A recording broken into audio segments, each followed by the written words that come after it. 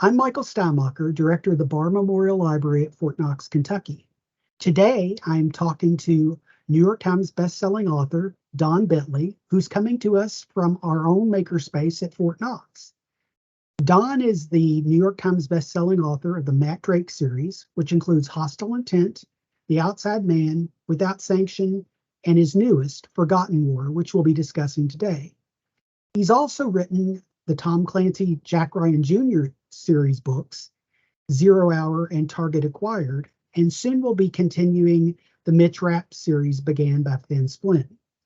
Don spent a decade in the Army as an Apache helicopter pilot, during which time he was stationed in South Korea, Germany, and Texas. He was deployed to Afghanistan as a troop commander in support of Operation Enduring Freedom and received a Bronze Star Medal and the Air Medal with V device for valor.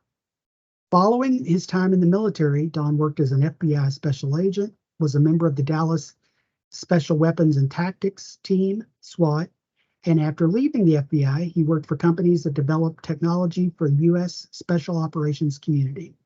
So Don, thank you for taking time to talk with us today. Thanks so much for having me, Michael. So first of all, tell us a little bit about Forgotten War. Yeah, so Forgotten War came out last Tuesday, and it is the fourth book in my Matt Drake series. And so for those of you just jumping in with Forgotten War, welcome. Each book can be read as a standalone, and so you can jump right in with Forgotten War and not miss anything. And so Matt Drake is a case officer for the Defense Intelligence Agency, or DIA, and that's a fancy way of saying that he's a spy. And so his job is to run and recruit what in the intelligence community is called assets. And when I did a very similar job as an FBI agent, we call sources. And that's what he does for a living. And his best friend is a guy who goes by his radio call sign, Frodo. And so Frodo is not a hobbit. He is a former member of Delta Force. And when Matt first came to DIA as a case officer, Frodo was detailed from Delta Force to be his bodyguard, and they're best friends and have been together ever since. And so in this book of Forgotten War, it takes place during our 2021 withdrawal from Afghanistan in August. I'm a veteran of Afghanistan. I served there, as you said, from 2005 to 2006. And so the withdrawal was very personal to me, and I knew I wanted to include that in the book. And so when the book starts, Matt and Frodo are in a bar, which is the starting place for all good military thrillers. And as they're in the bar, two Army CID, or Criminal Investigation Divisions, agents come in and they arrest Frodo for a crime that allegedly took place 10 years earlier in Afghanistan. And that would have been Matt and Frodo's first tour together in Afghanistan. And in particular, it was a murder that allegedly took place while Matt and Frodo were augmenting a Special Forces Green Beret team that were taking down a Taliban compound. And so when Frodo is arrested, Matt tries to figure out what actually happened that night. And the only problem is when he starts to go talk to the other Green Berets who were there with him, who were in the room where Frodo was and the murder allegedly took place, each of those men has recently died under mysterious circumstances. And so the only thing Matt can think to do to clear Frodo's name is to go back to Afghanistan and find the one remaining person who would know what really happened in that room, and that was their Afghanistan interpreter. And the only problem is Matt's trying to go into Afghanistan as everybody else is coming out. And so for the first time in his operational career, he has to go it alone without his government's help, and much like kind of the Operation Pineapple folks did, and go to Afghanistan with a kind of motley crew of veterans that he's recruited to help him to go find this Afghan interpreter who is also on the run from the Taliban himself. So it's interesting in terms of where you position this in amid historical events, which is recent history, obviously. Yep. So I'm curious, when you worked on this book or the previous ones, and probably in the future, how do you successfully balance that research and technical accuracy, but tie it to a compelling, believable narrative? Yeah, so with Forgotten War, I wanted to try something else. So my editor is a great guy named Tom Colgan, and he's edited everybody from Lee Child to Janet Ivanovich to Tom Clancy when he was still alive. And he said that the difference between a good reader or a good writer and a great writer is that a great writer pushes his or herself a little bit more with every single book that they write. And so what I wanted to try a couple things a little bit different in Forgotten War. Like I said, it's the fourth book of the series. And so for one, there are actually two alternating timelines that you see in Forgotten War. And so the first one is we talked about before, that operation that took place to hit a Taliban bomb maker 10 years before. So you get to see that play out in real time. And the second one being August of 2021 during our withdrawal from Afghanistan. And so it, as a veteran, as somebody who served in Afghanistan, like I said before, it affected me deeply. And during that time, for about 2 week period, I couldn't work. I couldn't do anything but just think about Afghanistan and the blood and treasure that was lost there, and the people who made the ultimate sacrifice, and trying to reconcile what we gave, the 1/4 of 1% of the U.S. population who shouldered that combat burden willingly versus the outcome. And I was getting tons of different texts and emails and phone calls from fellow veterans, friends of mine, and what they kept echoing was a version of this question: was it worth it? And so, being a writer, I decided to try and figure that out for myself in the pages of Forgotten War. And so the other thing I wanted to do, to your point, is to use some actual events that occurred during that withdrawal as kind of the heartbeat for the book that's driving the narrative. But the Afghanistan story, in particular our withdrawal, is not a happy one and ended in tragedy. I dedicate the book to the 13 men and women who paid the ultimate sacrifice at Abbey Gate when an ISIS-K suicide bomber detonated his vest and killed them. And so my job as a writer, first and foremost, is to tell the kind of story that keeps you up late at night, that keeps you saying, just one more page, just one more page. But at the same time, I wanted to make sure that I paid the respect that was due to the men and women who had paid the ultimate sacrifice. And so I took a little bit of leeway with events from the standpoint, and this book is the first one I actually included an author's note, because I wanted to make very clear where reality lay and where I stretched the truth a little bit. And so in actuality, when you saw how Afghanistan crumbled, from Bagram's occupation to the fall of Kabul to the Taliban overrunning thing, happened very, very quickly. And for this book, I purposely slowed it down some and stretched that out to give the narrative kind of some more power and have that kind of drive it. In fact, many of the things depicted, Forgotten War is absolutely a book of fiction, but many of the things depicted, including the operation on that against that Taliban bomb maker, were based on actual events. And what I tell people is it's a fictional book. My job is to write fiction, not to write a historical book. But the thread that holds that book all together, in particular, the emotional core of it, the resonance between fellow Afghanistan veterans, the sentiments that are expressed, all of that is based on actual conversations I had with veterans at that time. And so hopefully it's a compelling story, but hopefully it also maybe opens a window. If you didn't serve or didn't know somebody who did serve in Afghanistan or Iraq, maybe it opens a window into kind of their mindset and what they were thinking as they watched 20 years of their life crumble. So I'm curious, because it's clear to me that there's an emotional investment on your part Yeah. in your work. Yeah. How do you go about creating a protagonist like Matt Drake that carries forth that emotional investment? Or, keeping in mind, again, you mentioned the sacrifices that were made, the costs, so on and so forth. How do you go about creating a character who is someone worthy to carry forth your books?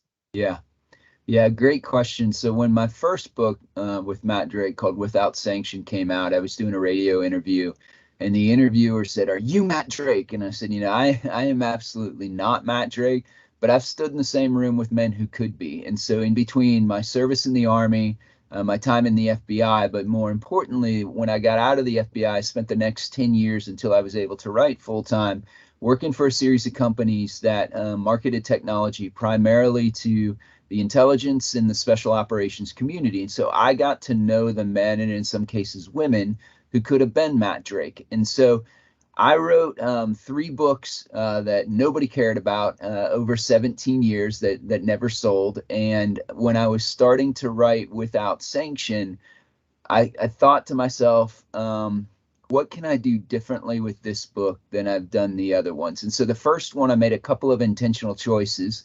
My editor, again, Tom Colgan, likes to say that when you're a new author and you're debuting into genre fiction, what you want to do is something that's the same but different. And so what he means by that, you and I were talking about Brad Taylor earlier. Brad's a great friend of mine and writes the fantastic Pike Logan series. And so hopefully Brad's books and my books should be shelved in the same section because we write in the same genre. But I'm never going to write a better Brad Taylor book than Brad does. And so what I have to do is do something the same so that if the reader picks up my book, they understand why it's next to Brad's, but different because I'm never going to be better at writing a Brad book than Brad is. And so I made a couple of intentional choices Without Sanction, in particular, developing the Matt Drake character. So the first of those is that Nelson DeMille is a huge influence on my writing, and he was kind enough to blurb Forgotten War. And he has a series that stars a New York cop, the first of which is called Plum Island, and the character's called John Corey. And Nelson DeMille writes him as a very funny, witty, first-person protagonist, and that's just writer speak for saying that the character actually tells the story. He says, I, and so he tells it. And I remember reading Plum Island and then turning to my wife, and I said, this guy is so entertaining. I would read about John Corey going to the gas station because he's so much fun to spend time with. And I thought, I'm not anywhere near as funny as Nelson DeMille is, but maybe I can kind of write with that same genre, because when I looked at the rest of the folks writing in this, most of them were very serious. They were kind of the steely-eyed killer kind of motif. But the men I knew who did this for a living often employed a sense of gallows humor as a way to diffuse the incredible tense situations that they have to deal with on a daily basis. And so that was the first part that kind of came into Matt Drake. The second part is twofold. So one, I got to know a little bit more about the Defense Intelligence Agency. So when I looked at the genre, there were a lot of CIA folks. There were a lot of special forces folks out there. There were a lot of assassins. I didn't see anybody who was from the Defense Intelligence Agency, and it's a very unique organization because it falls within the military chain of command, but it also has a mission set that overlaps quite a bit with the CIA. And in fact, there are lots of turf wars between those two agencies. And I thought, man, that would be another really interesting thing to do because I hadn't seen people do it before. And what Matt Drake does in the books is very similar to what I did as an FBI agent. My job was to run and recruit sources. And so I thought I could bring a little veracity to that and show something different. The third being is kind of twofold in that, like I said before, I got to know the men who could be Matt Drake very, very well. And so several of my closest friends hail from the Ranger Regiment, and I didn't see any folks out there that were former Rangers as protagonists. And so Matt Drake was a Ranger Regiment guy before he went and became a case officer. And I thought that would be kind of another way to distinguish him and to set him apart. And because I knew that life very, very well because of my close friends who could be Matt. And the final one was more as me as an author, in that another friend of mine who I think has also come here is Nick Petrie, who wrote The Drifter, and just a fantastic series with Peter Ash. And he said, in a really good book, what's happening is that the author is trying to answer a question for themselves in the pages. And so for Without Sanction, I decided that I would be brave enough to put in that book some of the things that I was wrestling with. And so in Afghanistan, like we talked about, I was an air cavalry troop commander. And on June 28th, 2005, I was the air mission commander for an operation that went horribly wrong, and I had to figure out how to deal with that and how to live with that. And so when you see Without Sanction, the first book start, when we catch up with Matt, he has come back from an operation in Syria that went tragically wrong, in which his asset and his asset's family were murdered, and his best friend Frodo was horribly disfigured by an improvised explosive device. And so I think the reason why that book sold and then led to the series were some of those intentional choices that I made to be same but different, and also being willing to take some of the things that scared me and actually put them in a book. I'm always curious with an author once they have a book that becomes a series, as yours, such as it has. Does the character evolve and grow in a way that sometimes surprises you? Yeah, that's another great question. And it seems like authors kind of fall into two camps with that. And so if you look at Lee Child's Jack Reacher series, which I love, Jack Reacher hasn't changed a lot in the series. Now, what Lee Child will do, because he's such a great writer, is he'll take books and they'll be throwback books. And so you'll get to see Reacher maybe when he was still an MP, or you'll see him at different areas of his life. But as far as moving forward, he doesn't do that a lot. Now, on the other end of the scale, you got Daniel Silva, who has Gabriel Allon, and when the series kicked off, was a former Mossad assassin who is living in the English coast, I believe, trying to reconstruct paintings that have been damaged. And he gets called back into the Mossad, and now by the end of the series, he's now the director of the Mossad, and he's married and has 2 kids. And so Daniel Silva, for whatever reason, has made those choices to say the character needs to change and progress. I wanted to thread the needle a little bit in that, where I think if you don't change the character at all, or do like what Lee Child does and show different aspects of the character, what you can run the risk of is that the series starts to feel kind of episodic. I'm a kid of the 80s, and it was with great joy for me when my own kids on Netflix finally discovered the A-Team. But it didn't last too long, because my son, after watching 7 or 8 episodes, he's like, I know what's going to happen. You're going to have bad guys. They're going to build something. They're going to shoot a bunch of people and with imaginary bullets, and nobody ever gets hurt. And so you have to watch that as a writer, because the reader is coming back because they love the series and want to see the characters. But at the same time, if you just give them the same thing over and over again, it starts to feel episodic. And one of the ways it doesn't is the characters start to change. And so for me, there are some things that happen from Without Sanction to Forgotten War that you see Matt's life start to change. His arc as a character becomes more readily apparent. And so some of those writers generally tend to fall into 2 camps when it comes to how they write their books. You have people who are called plotters, where they know what the story's going to be when they start, and then people who write more organically, or sometimes called pantsers, because they write by the seat of their pants, where they don't know how the story's going to end because they're telling themselves the story as they write. And so I much more firmly fall into that second camp. And so there are things I think about in a book of when I start, hey, what can I do to make Matt different at the end of the book than he was when he started. But to your point, some of those end up being surprises to me too. So I'm interested, because I would say, to me, the way you describe Matt Drake and your books in general, you're very earnest about what you put forth on the page. Yeah. Even though you've said you are not Matt Drake, Yeah. you are very much articulating an essence that is very much yourself.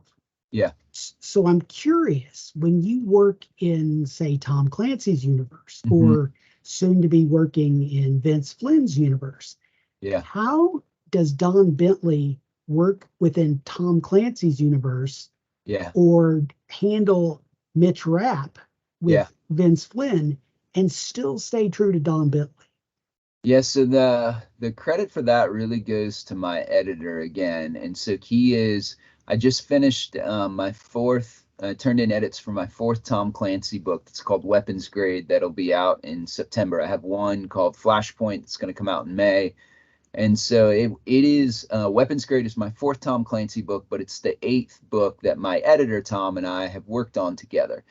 And so when I got the opportunity to write the Clancy books, I was incredibly humbled and honored, but also very, very nervous, because you you look at the writers, obviously Tom, but people like Mark Graney and Mike Madden and Mark Cameron, who are all fantastic writers, and you very much have the sense that you're standing on the shoulders of giants. And I certainly didn't want to be the guy who managed to crash the Tom Clancy series. And so my editor said two things that were very instrumental in kind of giving me the confidence. And the first thing, so my editor is in charge of finding writers for a number of different, we call them legacy writers, legacy estates. And so in addition to the Clancy ones, he does the Bourne stuff. He's done W.E.B. Griffin. He's done a whole bunch of them. And so what he said to me is that his gift as an editor is to find the right writer for a series. And he said, I chose you. That means you're the right writer, because I'm really good at picking the right writer, so you don't ever have to second guess yourself. You are the right writer. The second thing he said is that he didn't want me to try and write like Tom Clancy. He's like, nobody can write like Tom Clancy. He said, I want you to do what you do in your Matt Drake world, but do it here. And so it's basically, he used the term fan fiction. He's like, I want you to write fan fiction in Tom Clancy's universe. And so that took the pressure off quite a bit of thinking, hey, I need to be like Tom. Now, what I still do with every Tom Clancy book before I write it, I read one of the legacy Tom Clancy books. Like I've read Without Remorse again, I've read Cardinal in the Kremlin again, I've read Clear and Present Danger, because for twofold. One, because I think it's really fun. I'm a fan of the series first, and I love putting little Easter eggs and homages and kind of callbacks to the other book.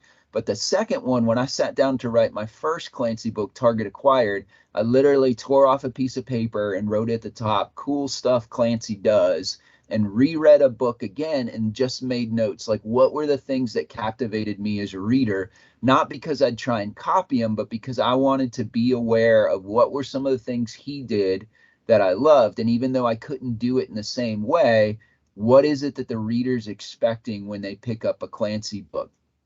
Now, the magic of how that all comes together is your editor. And so again, I can't state enough, number one, how lucky I am to be working with Tom Colgan, and number two, how lucky I am that he is the editor for both of my series. So when I wrote my first Clancy book that was Target Acquired, I think it was midway between my second and third Matt Drake book. And so he knew my style as a writer. And there were parts in that book where he pulled me back a little. And he's like, no, Jack Ryan Jr. wouldn't say this to Clark. This was, you got a little bit of Matt Drake in here. And so I have a friend who's a great writer, but he's also a Golden Glove boxer. He boxed while he was at Penn State. And he told me once that the purpose of a referee in a boxing match is it's that referee's job to worry about your opponent so you don't have to. The only thing you're supposed to do is fight. And so if you have a really good editor and a great relationship, as a writer, I don't think about any of that. I just think about trying to tell the very best story that I can and to push the envelope as far as I can, because I know Tom Colgan will be the guardrails and he'll help, if it needs be, bring that book back. He is the continuity for the series. And the same way with Mitch Rapp, so far fewer writers. It's only been, Vince Flynn passed, I think, about 10 years ago, and Kyle Mills took over, and now I'm taking over for Kyle after about 10 years, I think. But Emily Bestler, who's a phenomenal editor in her own right and does Brad Thor and everybody else, she has been the editor for all of those books, starting with Vince's very first one into my very first one. And so that's another one where my relationship with Emily is obviously still very much in its infancy, but she is the continuity for the series. And so I still feel kind of that empowerment to push the book as far as I can and to write without the sense of boundaries or guardrails, because I know Emily will do that for me. Well, it's really interesting. I keep coming back in my mind to what your editor said about writing fan fiction. Mm-hmm. And based on what you're saying, you really are getting to write some fan fiction with two. I mean, Clancy and Flynn are very different. Clancy's career obviously was much longer, and Mr. Flynn's was cut tragically short. But you really are getting to play in some pretty wonderful universes. That must be fun. Yeah, it really is. It's funny, every time I have a new Clancy book out, there's at least one helpful fellow who on Facebook or social media or something says, "You should be ashamed of yourself.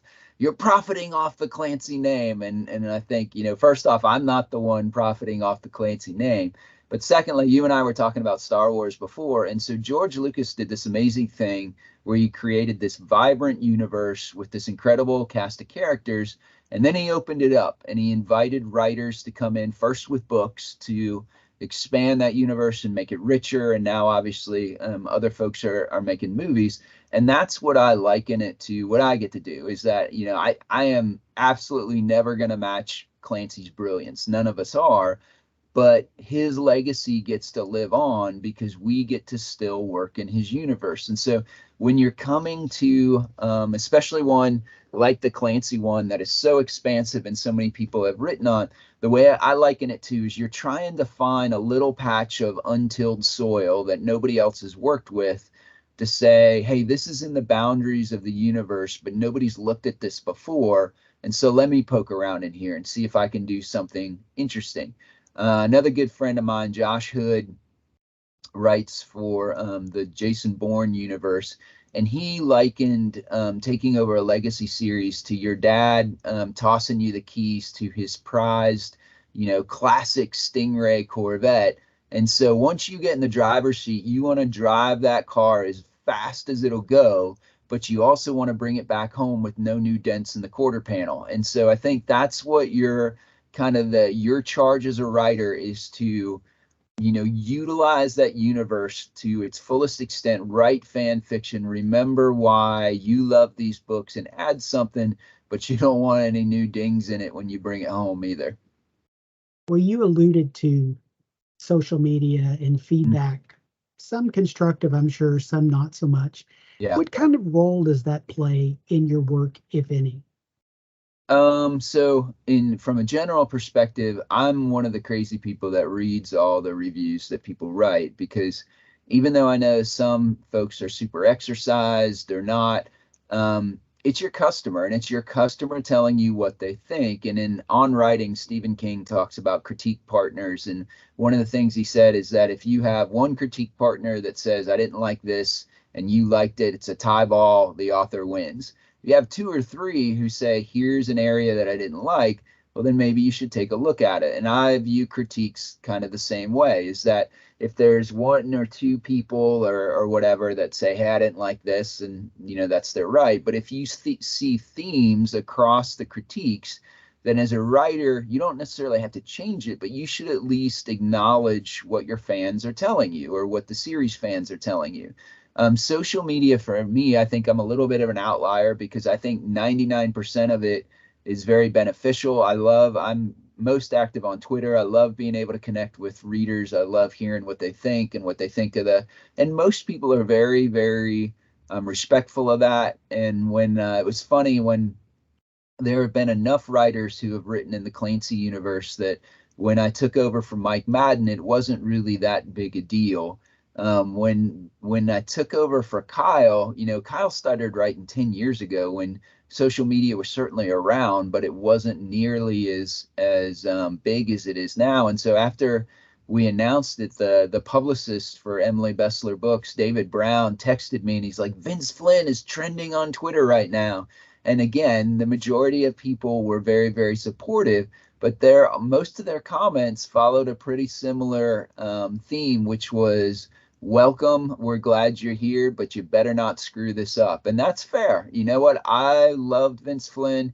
He was my favorite all-time writer, and I watched kind of cautiously when Kyle took over, because I thought, man, is he going to be able to pull this off? Is he going to be able to keep this series? And I thought Kyle did a phenomenal job, and I would certainly, if I was on the other side of the fence, I'd be looking at me a little bit and saying, man, is this the case? Is Sammy Hagar taking over for David Lee Roth, or is it for one of those other guys that we don't know about anymore and don't talk about? And so I understand that, and I think as fans, it's certainly in their right, within their rights to express that opinion. So, Forgotten War is out now. You Yep. mentioned You've got the two Clancy books coming out. What are you Yep. working on now? Yeah, so I just turned in edits for Forgotten War the week before I went on tour. I've been on a plane or in a car almost every day for the last 7 days. So not quite sure what day it is anymore, but the answer to your question is that once I get off tour, I'll start writing my first Mitch Rapp book, which I'm so excited about. And then after that, I'm not sure. I'm lucky enough that I have a couple different irons in the fire, and so we'll have to see what comes next. Well, Don, I want to thank you for taking time not only to come visit us at Fort Knox, but to record this interview and have discussion that we can share this out larger. And just wanted to let you know that you are welcome at Fort Knox for any of your projects. So we hope to see you again here in the near future. But again, thank you so much for your time today. Absolutely. Thanks for having me, Michael. Thank you. I've been talking with New York Times bestselling author Don Bentley. I'm Michael Steinmacher, coming to you from Fort Knox's Bar Memorial Library. Thanks for listening.